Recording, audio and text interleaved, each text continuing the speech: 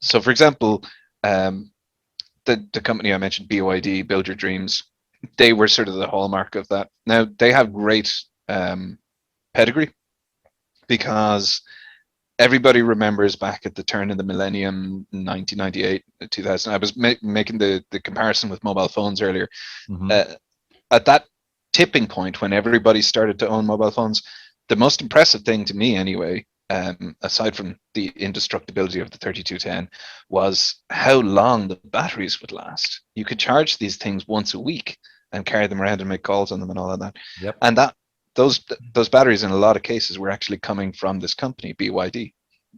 So they've been a battery maker, and they've been focused on getting performance and longevity and power throughput from batteries for 20 years or more at this point. And so the EV platform that they're working on um, is very interesting, and it's a different approach to a lot of others. What they've done is broken the battery pack up. So instead of having this monolithic slab of batteries, you Hmm. have a frame into which it's almost like a server rack. You have blades of batteries slotted in. And from a safety perspective, that means that if the battery packs get pierced, the temperature never builds up to the ignition point. So you don't get battery fires in these cars, which is Nice. really impressive. Super safe. Um, yeah, yeah. And like, I should hasten to add that like battery fires have been massively overblown as a danger of EVs because it grabs headlines and that. Um, Gasoline fires are like 100 times more likely and more dangerous. Um, in large part because electric vehicles are generally designed uh, to vent any kind of gas release from the battery pack out of the body, so it doesn't enter Hmm. the passenger cabin. So I just want to highlight that point, that while this is a great advancement in terms of the safety of EV battery packs, they are already very safe. And these horror stories you hear about the fires that do occur are very much few and far between compared to the Mm. risks of petrol engine cars.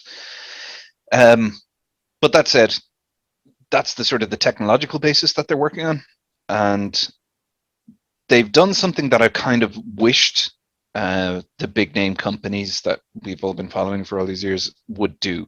Uh, where like Tesla has started to build these semi trucks that they're working on, these big 18-wheeler rigs. They're still not actually in customers' hands yet. So it's a slow process, and you've got other companies, um, none of whom I can remember the name of off the top of my head, who are kind of specializing in that area as well. But it's very slow getting to market. And then you got BYD, who are over there. They've had their kind of crummy little aluminium boxes, which they've gradually finessed over the last few years into somewhat attractive consumer cars. And then all of a sudden, they've diversified that into delivery trucks, city buses, double decker city buses with like beautiful panoramic windows Wow. for tourists. I would drive in Uh, that. yeah, yeah.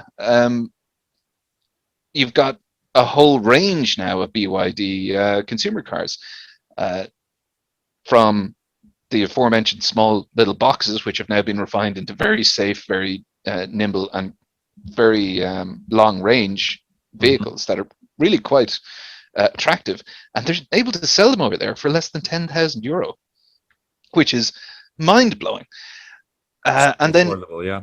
yeah, and then moving up from that um, category of vehicle to something that wouldn't look out of place on a European road, a sedan or a hatchback, uh, right up to an SUV, and then into sports cars. Like they have the full range of commercial and consumer vehicles, and they're selling them now like they're available over there. It's kind of mind blowing to think that they haven't Hmm. expanded their reach outside of China, because people would snap these up. Hey, thanks for watching this video. If you want to see the full version, go to the Uncle Gold Podcast YouTube channel or watch the next clip.